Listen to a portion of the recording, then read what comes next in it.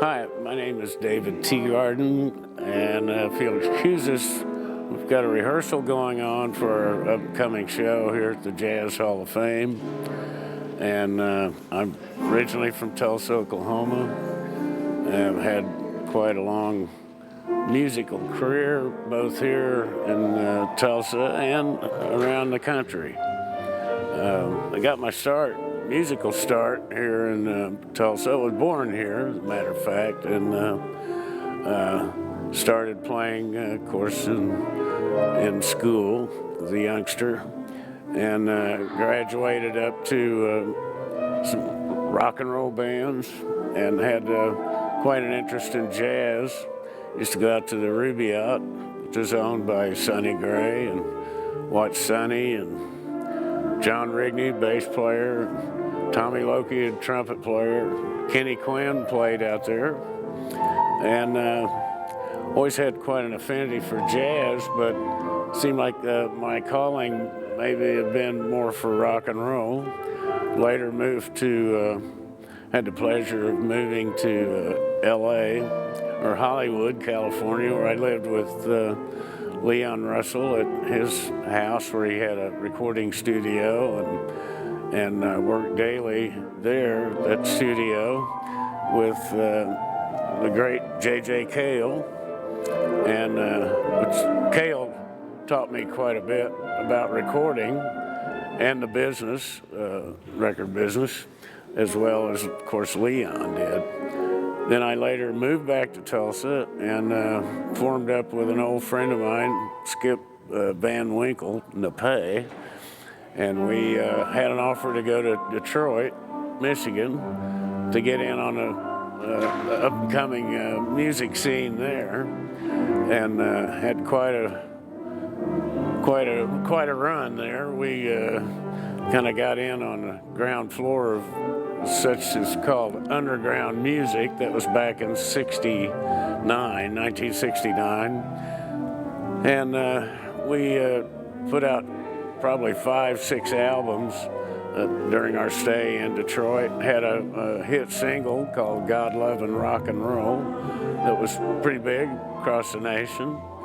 Had met a lot of people there.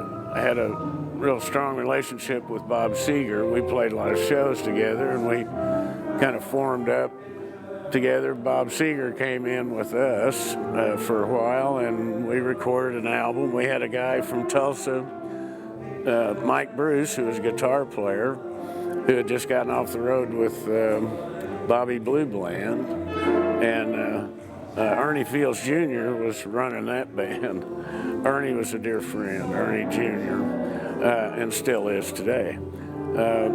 So Seger and all of us, we did an album, and then we kind of split up again. And then I ended up moving back to Tulsa and played around locally, a bunch of the clubs, and that was probably 72 or so. And I worked clubs, continued working clubs around here. Went out briefly with Joe Walsh on a short little tour. And then about 1977, got a call from Seger, and I joined a tour with him in 1977, and did several tours with him and recorded as well. I think we did about 4 albums, and which the second album I recorded with him was Against the Wind, and we got a Grammy for that. It hit '1 in Billboard charts, and since then I built a recording studio.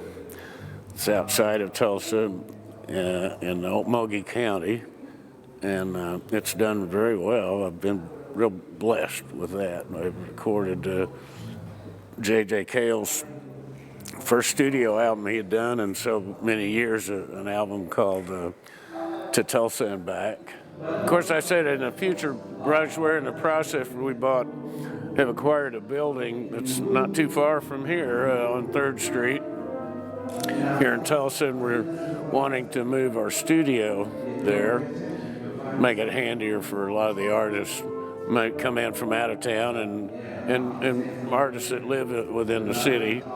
That's a big project for me, Yeah, I don't know how long it's going to take us to get that thing built out, but we're working on it. Hey, thanks for having me on here, and I hope I didn't put anybody to sleep. And I hope you enjoy the show, and that's about all I got to tell you. Okay, thank you.